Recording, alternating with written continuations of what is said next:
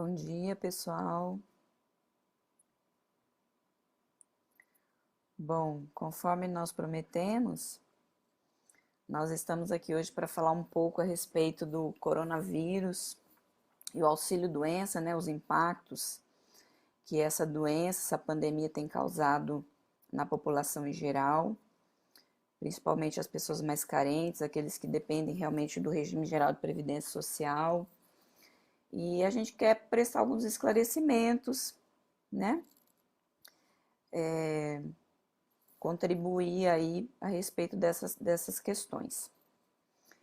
Então, nós queremos agradecer a presença de todos, quem puder estar conosco, quem for entrando na sala, no bate-papo. Dizer que nós estamos muito felizes por estar realizando esse trabalho, né, que é um desafio pessoal também. E da alegria de poder contribuir, né, de levar informações, poder contribuir com a população em geral para que as pessoas possam ter uma vida mais digna, acessar os seus direitos, que muitas vezes as pessoas não têm informações seguras, até por conta desse ambiente que a internet hoje nos fornece, devido a muita fake news, né, muito diálogo, às vezes que a gente não tem condição de ter confiança naquilo que a gente pode acreditar ou não, que a gente pode fazer ou não. E aí a gente vem com essa proposta para poder realmente contribuir, pensando também de que, como agora as agências do INSS estão todas fechadas por conta também de uma contribuição, de uma atuação certeira, né, uma situação positiva, que o governo federal também atua em colocar os servidores das agências do INSS também ficar em casa em isolamento para preservar a vida dos servidores. Então, esse ambiente fica até um pouco mais inóspito, já que muitas pessoas vão ao INSS para poder tirar dúvidas, né, para perguntar o que eles. Muitas pessoas não têm hábito de usar as redes sociais, elas vão até o INSS. Agora, como nós estamos nesse novo ambiente, nessa nova circunstância que a vida está nos convidando a nos aprimorar ou nos adaptar, nós todos, né, os jovens que têm mais prática em estar nas redes sociais, mas nós também, os que já estão na meia idade, que eles estão mais idosos, estamos sendo convidados a estar mais nas redes sociais para poder a gente se informar e estar em condições também de convivência. Então, quanto mais informações legítimas nós tivermos e a gente puder ter confiança, é melhor. Então, dentro disso que nasceu essa nossa proposta de fazer essa live. Então, a pergunta que nós temos, né, que foi o convite para a gente estar aqui hoje falando com vocês. Eu fiz uma série de perguntas para a gente poder didaticamente poder encaminhar o nosso trabalho, não ficar muito solto, assim, muito esparso, né, as questões. As perguntas que eventualmente forem feitas aqui pelos ouvintes, nós vamos pedir licença para responder só ao final, talvez depois entrando em contato por e-mail, no privado, porque é adequado que a gente não faça respostas de questões pontuais, nem de casos concretos. A nossa fala aqui, ela tem o cunho eminentemente de esclarecer em tese, e não dar respostas e nem consulta para casos concretos, tudo bem? Então, aí as perguntas que eventualmente forem feitas, nós podemos responder depois no privado de cada um, no nível também em tese, tá? Então, aqui, os portadores de coronavírus, eles têm direito ao auxílio-doença? Então, em tese, tem direito. Por que eu falo em tese? Porque é preciso, mesmo as pessoas que são portadores da coronavírus, se enquadrem nos requisitos que a lei impõe para poder receber um benefício previdenciário. Por quê? Porque o INSS é o seguro social, ele é um grande seguro, né? Como se fosse uma empresa de seguro de carro, para a gente fazer uma analogia, uma comparação, para poder a gente fazer uso de um seguro de carros, a gente precisa pagar as mensalidades, ter aquele período de carência, e se a gente vier abater o carro foi roubado, acontecer alguma avaria com o nosso carro, a gente poder então acionar esse seguro para depois poder receber. O INSS tem essa mesma lógica de funcionalidade no âmbito mais geral. Tem as suas especificidades, por óbvio, mas não é isso que eu quero trazer aqui hoje para a gente conversar. Mas ele é um grande seguro. Então, a pessoa portadora de coronavírus tem direito ao auxílio-doença? Terá se ela conseguir comprovar todos os requisitos que a lei obriga. Um desses requisitos está alinhado com essa questão, né, do seguro. O que quer dizer? Que a pessoa precisa estar contribuindo para o INSS para ela poder vir a ter direito a receber um auxílio doença, conforme era chamado no passado. Hoje, com a instituição da nova Previdência, a nova Previdência vem chamando de auxílio incapacidade, é mais adequado, né, falar auxílio incapacidade. Mas a gente fala auxílio doença porque é o jeito que todo mundo conhece. Então a pessoa precisa, o que ele precisa para ter acesso a esse auxílio doença ou auxílio incapacidade? Tem que ter pago no mínimo 12 prestações de contribuição para o INSS, no mínimo. Se ele pagou só 6 e vir a ficar incapaz por conta da coronavírus ou por conta de qualquer outra doença, ele não vai ter a carência mínima, então ele vai ser negado esse benefício para ele. Então, no mínimo 12 meses. Então, isso serve para os empregados, para os empregados domésticos, avulsos, para os contribuintes individuais, para os facultativos. E os trabalhadores rurais também vão ter direito. Como que os trabalhadores rurais vão ter direito? Os trabalhadores rurais, em regra, eles não contribuem para a Previdência Social, como o empregado contribui, porque ele é descontado do seu salário, essa contribuição, ou o contribuinte individual, pode ser um médico, um advogado, um engenheiro, um dentista, ele mesmo tem a obrigação de fazer as suas contribuições. Então, essas pessoas vão lá e depositam dinheiro todos os meses para o INSS. O trabalhador rural não, ele é diferente. Como que ele faz essa comprovação? Ele precisa provar através de notas de produção da atividade agrícola esses 12 meses de exercício de atividade rural. Então, ele vai precisar juntar as notas, juntar nota de venda de produtos, juntar nota de compra de insumos, para comprovar a atividade dele na área rural. Isso assim, basicamente, porque tem outra documentação que precisa, né, o INSS exige para poder fazer a confirmação, então, de que ele é trabalhador rural. Aí, assim, você pode me perguntar, a pessoa que estava a trabalho e ela...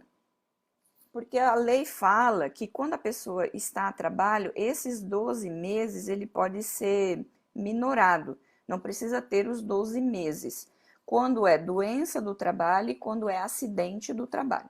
Então, digamos que a pessoa viajou para os Estados Unidos e ela tinha só 6 meses de contribuição, mas ela foi a trabalho, né, a mando de uma empresa.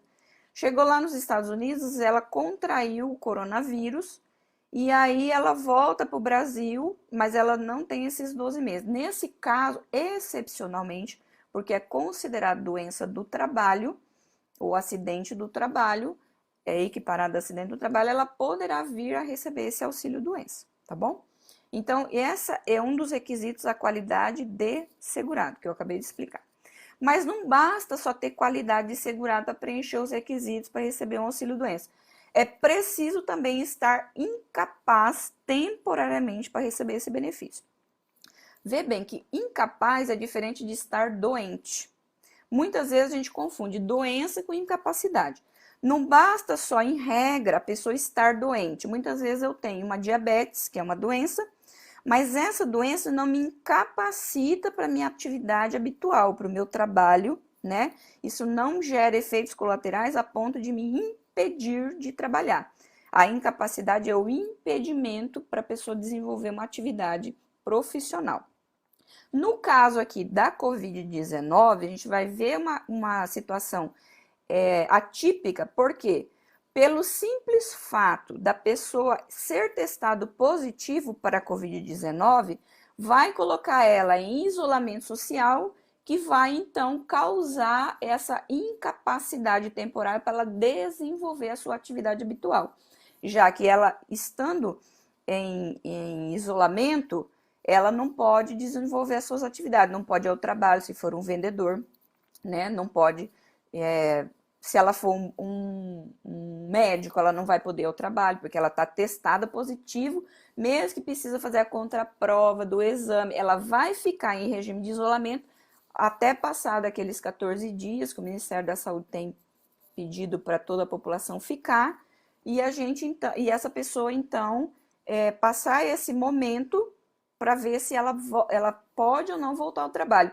Nesse caso, excepcionalmente, essa pessoa vai ficar incapacitada. Então, no meu ponto de vista, esse segurado, ele vai ter direito, sim, a receber o auxílio-doença, mesmo que ele fica só em casa, ele está bem, ele está podendo fazer uma atividade doméstica, ele pode fazer uma comida em casa, ele pode ficar sozinho, ele pode lavar uma roupa, mas ele não pode estar em contato com outras pessoas, justamente por conta da necessidade desse isolamento, já que ele foi testado positivo.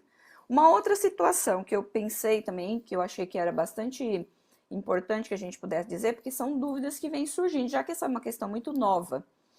Por exemplo, vários escritórios, várias empresas têm colocado os funcionários para trabalhar em sistema home office. No sistema home office, apesar da pessoa não estar indo para o trabalho, ela está desenvolvendo atividade em casa. Isso chama home office, trabalho em casa, uma terminologia em inglês. Home é casa, office é escritório. Então, trabalho do escritório em casa. A pessoa está trabalhando em casa é uma coisa, ela não é porque ela foi trabalhar em casa que ela tem direito de receber auxílio-doença, vê bem. Mas ela, digamos que mesmo estando trabalhando em casa, ela começa a se sentir mal, começa a sentir dor de cabeça, começa a ficar com aqueles sintomas que a Covid-19, o coronavírus, traz. Ela vai, então, buscar fazer o exame, o teste, se testar positivo, mesmo estando trabalhando em casa, ficando em casa e ela testando positivo, ela vai ter direito, sim, de receber esse benefício. Por quê? Ela vai estar incapaz de desenvolver o trabalho mesmo em casa, porque essa dor de cabeça, todo esse mal-estar vão ser consequências dessa doença que vai impedir essa pessoa de estar trabalhando, principalmente se for um trabalho intelectual. Tudo bem? Então, essas são alguns pontuamentos que eu gostaria de fazer em torno a isso. Aí, a próxima questão que eu trouxe, quando que o INSS começa a pagar esse auxílio-doença? Em regra, para os empregados, a partir do 16º dia da constatação da incapacidade, conforme eu falei, não é da doença, é da incapacidade. Isso para o coronavírus ou para qualquer outro tipo de doença. Então, os primeiros, você foi ao médico, você é empregado, o médico constatou que você está incapaz. Se você é empregado, os primeiros 15 dias, quem vai bancar esse momento você estando em casa vai ser a empresa.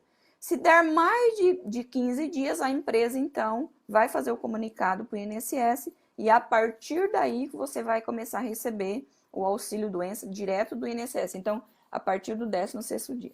Se você é um autônomo, se você é um garçom, uma manicure, um cabeleireiro, um advogado, um engenheiro, um médico, é a partir do primeiro dia que foi constatada a incapacidade, ou seja, o médico que você foi, o médico do trabalho, o médico que te atendeu, ele prescreveu, ele atestou a sua incapacidade, a partir do dia que está escrito lá naquele laudo, você tem então direito, já sendo autônomo, para poder fazer a solicitação para o INSS para receber esse benefício. Os facultativos, né, que são quem são os facultativos? Dona de casa, estudantes, que são pessoas que não trabalham, não ganham para poder fazer essas contribuições, mas elas querem estar inseridas no regime da Previdência Social para ela ter garantia, um dia para ela se aposentar, esse estudante também, para quando ela ficar doente, ela poder também ter um retorno. Então, estas pessoas, os facultativos, a dona de casa, o estudante, também a partir do primeiro dia que for constatada a incapacidade. Uma outra questão que nós trouxemos, então, para a gente conversar. O trabalhador que está de quarentena, como ele deve proceder para dar entrada no seu auxílio-doença? Bom, como a gente disse no começo, e isso aí foi também essa medida acertada, né, que eu até falei quando a gente iniciou o nosso diálogo, o governo federal baixou uma portaria no dia 17 de março, para quem quiser pesquisar, é a 375, que ele coloca, então, todos os servidores também para trabalhar no sistema home office.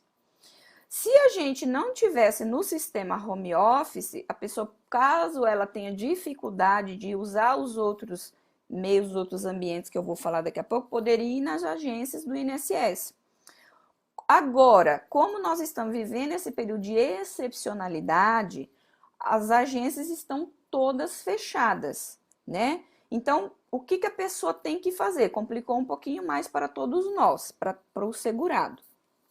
Se ele é empregado, o que a pessoa deve procurar? O departamento pessoal da sua empresa e apresentar o atestado, né, do médico que você foi submetido lá ao teste, foi testado positivo, foi testado com algum outro tipo de doença também, não é só da Covid-19 que nós estamos falando, e aí você vai encaminhar para o setor pessoal da sua empresa tomar providências em fazer o encaminhamento para o INSS.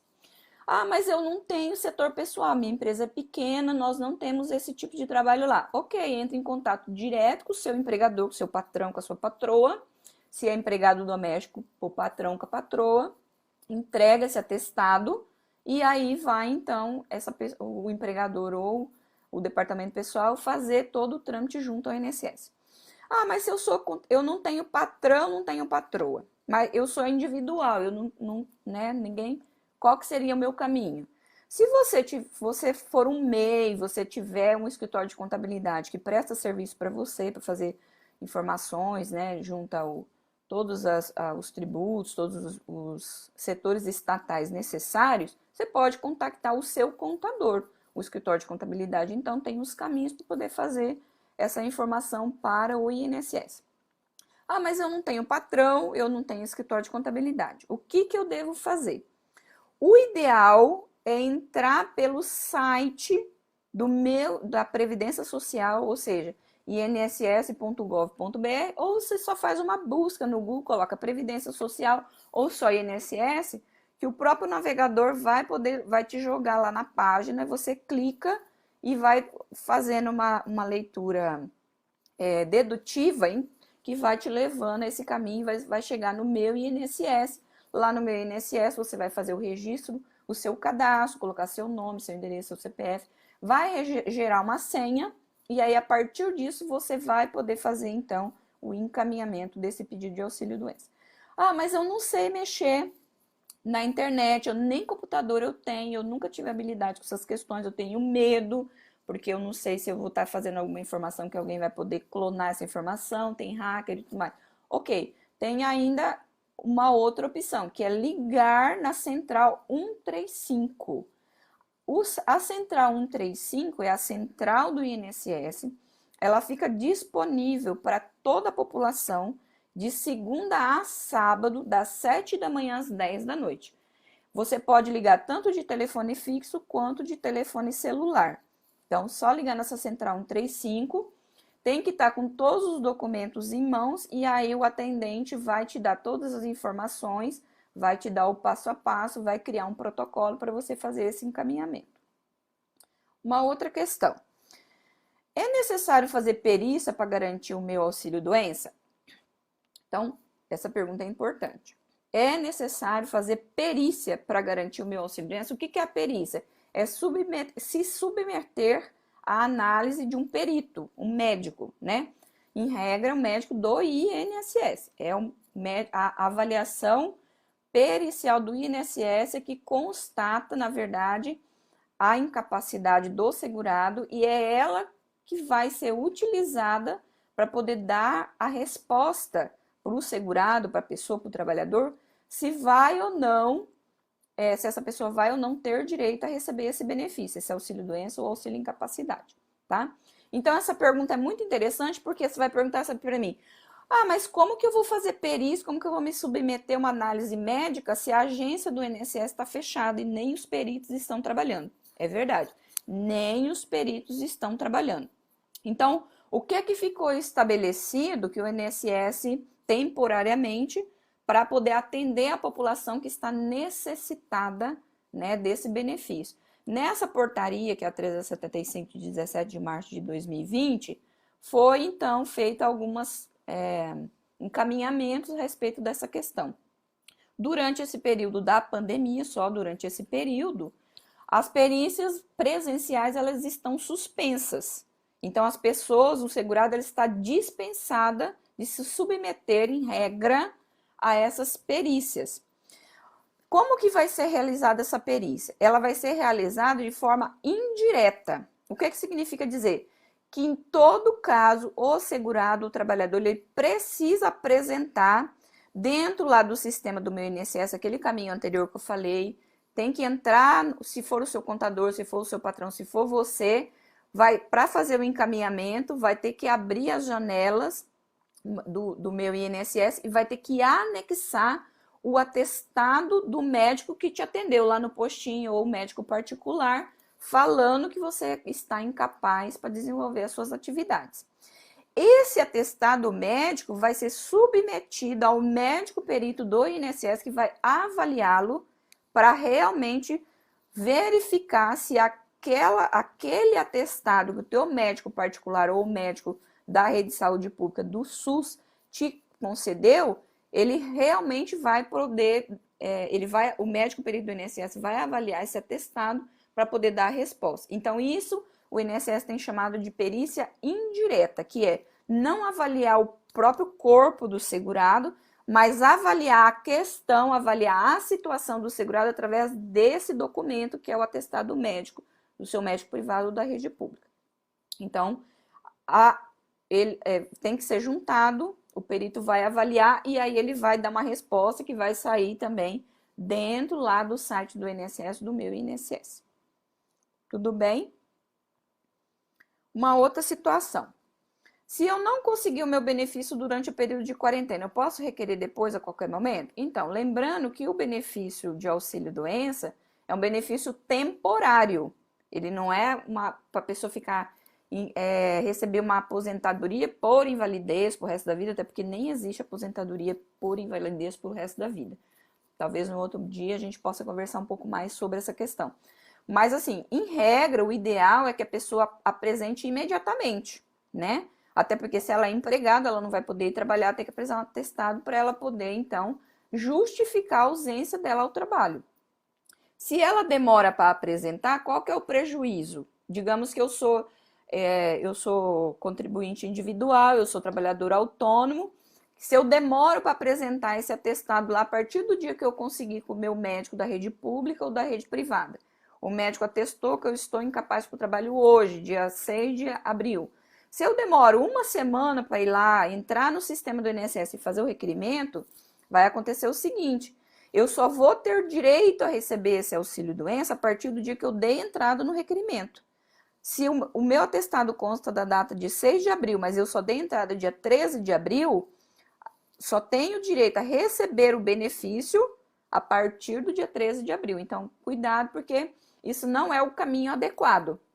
Pode ser por uma questão de força maior, uma dificuldade que a pessoa tenha, mas ela sempre vai ser prejudicada financeiramente por essa demora de fazer a informação junto ao INSS. O ideal é imediatamente em caso de segurados autônomos, individuais, facultativos, e também imediatamente quando é empregado para a empresa poder ser justificada a ausência e a empresa tomar as providências, até porque com a entrada também aí do e-social, muitas questões técnicas ficaram bem mais exigentes e não pode ser informado com atraso, que pode ter prejuízos, né, e até a empresa ser responsabilizada. Bom, Sobre essa parte aqui do auxílio-doença, eu gostaria de encerrar e talvez no outro dia a gente possa entrar em mais detalhes específicos, caso seja necessário, e falar um pouquinho agora a respeito do auxílio emergencial.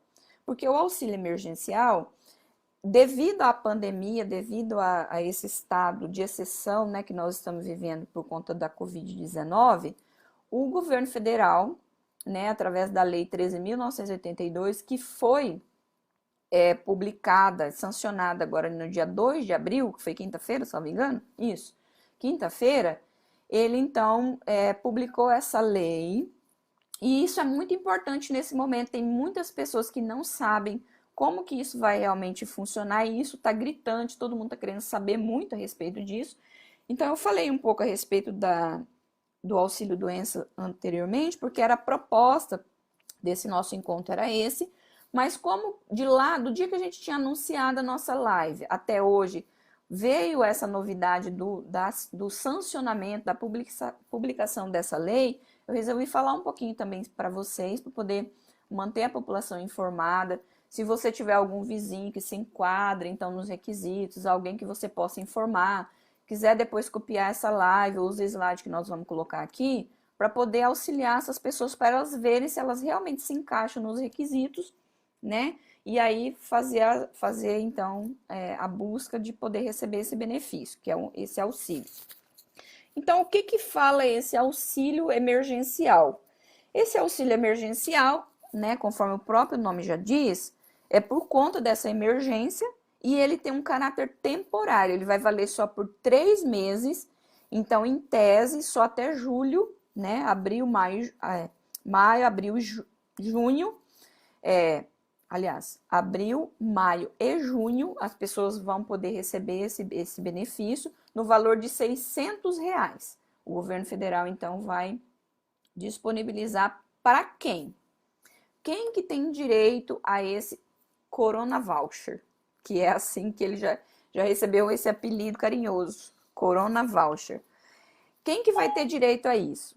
Vai ter direito as pessoas que se enquadrarem em todos esses requisitos que eu vou ler aqui agora. Não é só em um.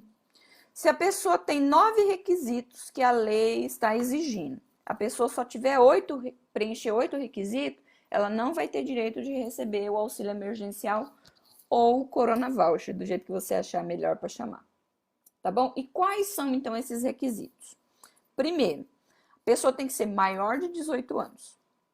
Não ter registro em carteira, ou seja, se ela for empregado, ela já sai fora, ela não vai ter direito. Ela não pode receber nenhum tipo de benefício do INSS, nem aposentadoria, nem pensão, nem auxílio-doença, nem LOAS, que é aquele benefício que as pessoas recebem quando ela tem mais de 65 anos, que é o que, assim, popularmente é chamado de a pessoa está encostada pelo INSS, não é aposentado. Popularmente as pessoas gostam de chamar desse jeito. Nem estar recebendo seguro-desemprego.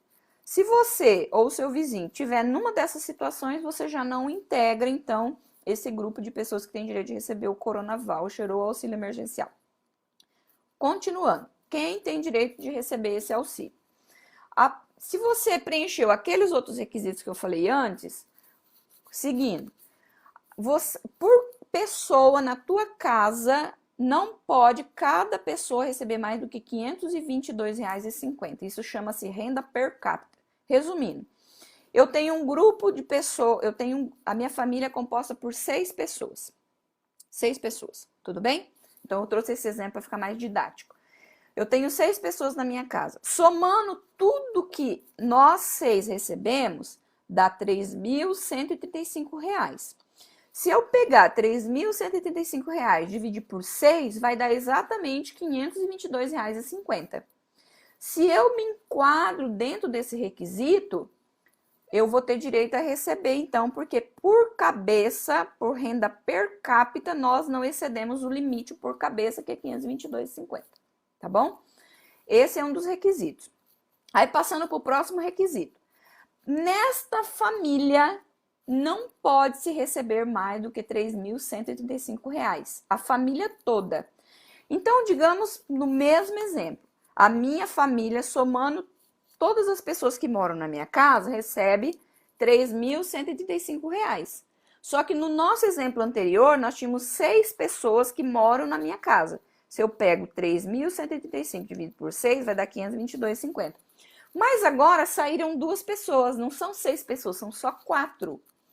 Se eu pegar R$ 3.185 e dividir por 4, vai dar mais que R$ 522,50.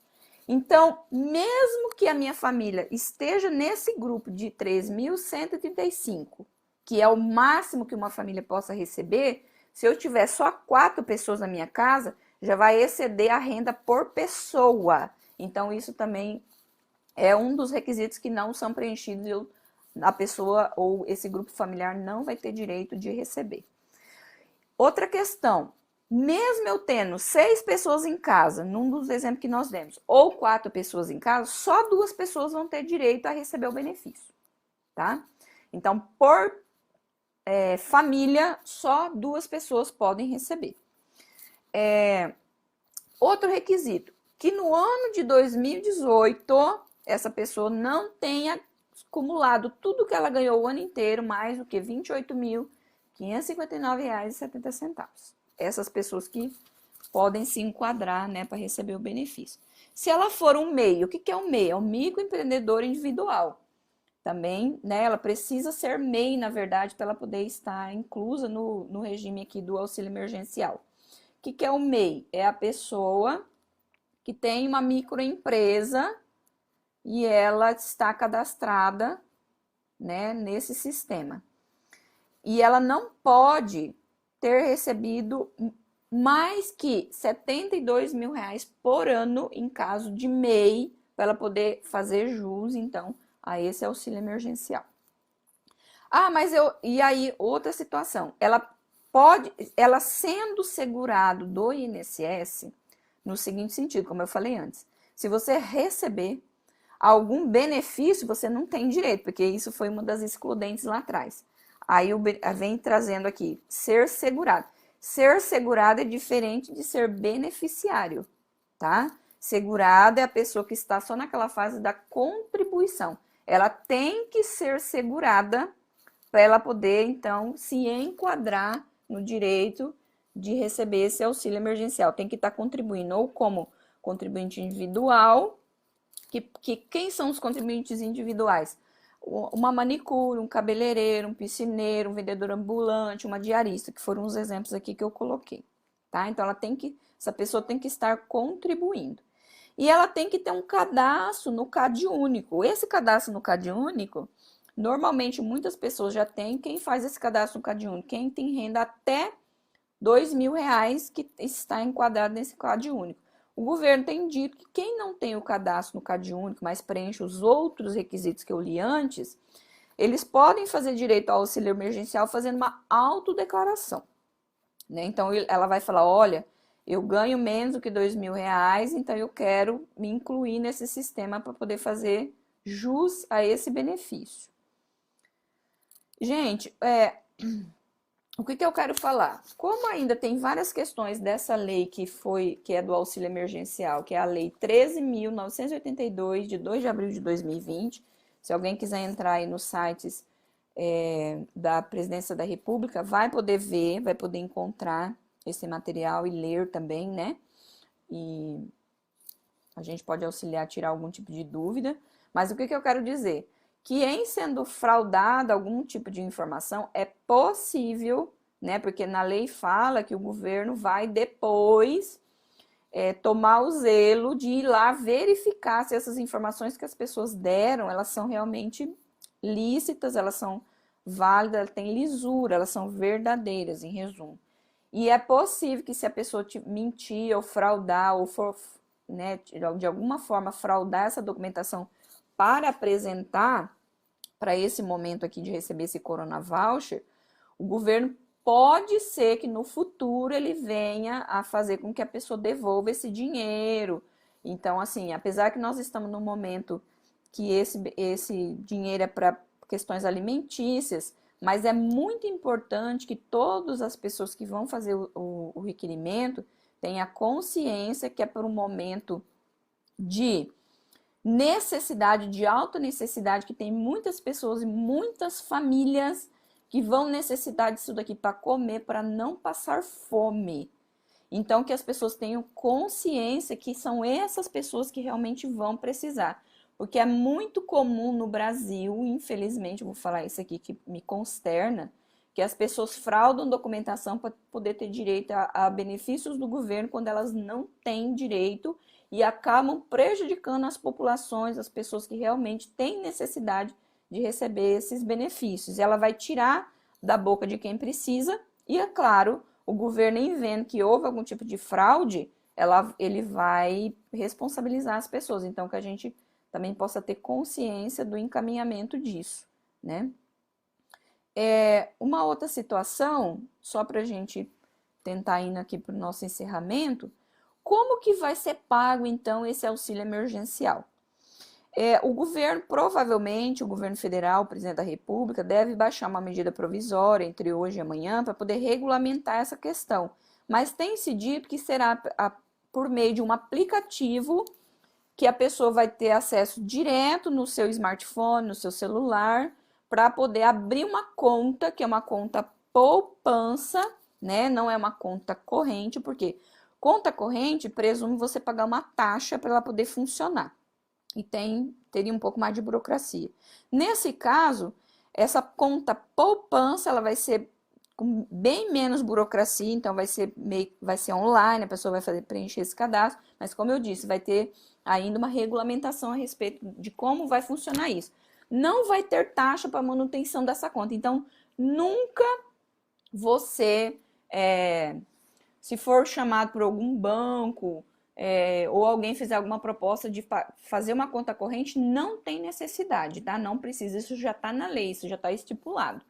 Então, vai ser uma conta poupança que não vai precisar ter taxa de manutenção para essa conta funcionar. A pessoa que abrir essa conta poupança vai ter direito de fazer uma transferência por mês sem custo. Se ela começar a fazer várias transferências, eu quero pagar então o leiteiro, vou lá pagar R$ 50 para o leiteiro, já transferi. Aí agora eu quero pagar o padeiro, mais uma transferência de R$ 50.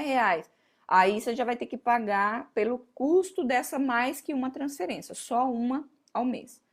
Essa conta poupança, ela não vai ter cartão físico e nem vai ter cheque, tá? Então, em tese, é só para a pessoa realmente ir lá e fazer o saque do dinheiro, né? Que ela vai funcionar e a pessoa usar o dinheiro, a moeda, para poder fazer os seus pagamentos, atender suas necessidades.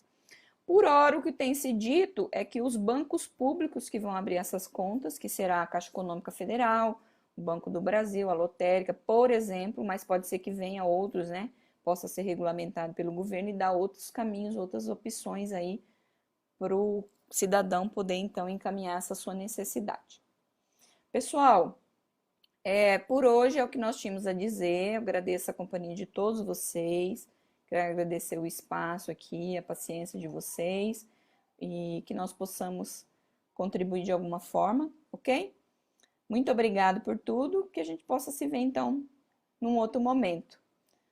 Muita paz para todos nós, que esse momento da coronavírus seja um momento aí que é desafiador, é bem verdade, mas que nós possamos aprender com ele, né? Porque todo momento desafiador, ele convida o ser humano a sair da sua zona de conforto. Por exemplo, para mim estar aqui hoje fazendo essa live é desafiador, porque não é muito da minha rotina, o ambiente de Facebook, de Instagram, mas é preciso sair do nosso comodismo para a gente poder evoluir, adquirir coragem, adquirir mais competência, adquirir, né, a disciplina do estudo, porque tudo isso nos proporciona. Então, esse momento do coronavírus, que ele possa ser visto por todos nós como uma oportunidade da gente aprender a viver diferente. Agora que nós estamos convivendo mais com a nossa família, nós estamos tendo mais tempo com os nossos filhos, a gente está tendo mais oportunidade de fazer uma comida em casa, de não comer fora, de ter uma alimentação mais saudável, de desenvolver mais a disciplina, porque a gente está tendo mais tempo, né? Então, assim, é preciso que a gente possa se adaptar e entender que a vida, que Deus, que Senhor da vida, conforme nós quisermos chamar, que é a natureza, ela sempre vai nos convidar para a gente poder evoluir. Então, que esse momento seja visto por nós muito mais do que um momento de estresse, de medo. É bem verdade que ele tem causado isso para muitos de nós, né? Mas que ele seja olhado por nós, assim, com um olhar de otimismo, porque Deus nunca vai nos desamparar, nunca vai deixar a gente à mercê da nossa própria sorte. Todos os dias nascem como sendo o simbolismo da nova oportunidade que a vida nos dá para a gente recomeçar. Então, que a partir dessas novas experiências que nós estamos tendo, desse contato pela internet, que nós possamos manter os nossos compromissos de forma virtual, né? Se a gente não pode, se o nosso trabalho é operacional, se é de massagista, se é de manicure, que a gente então possa contar com esse auxílio do governo, né? Fazer jus a esse momento, estar mais com a nossa família, economizar, né? Porque às vezes a gente gasta muito com coisas desnecessárias, a gente deixa de comprar uma comida saudável porque a gente acha caro, mas às vezes a gente não abre mão de comprar um refrigerante, comprar uma cerveja, que é desnecessária, a comida saudável é necessária.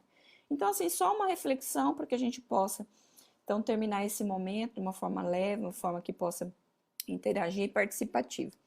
Gratidão por todos vocês, muita paz e até a próxima oportunidade.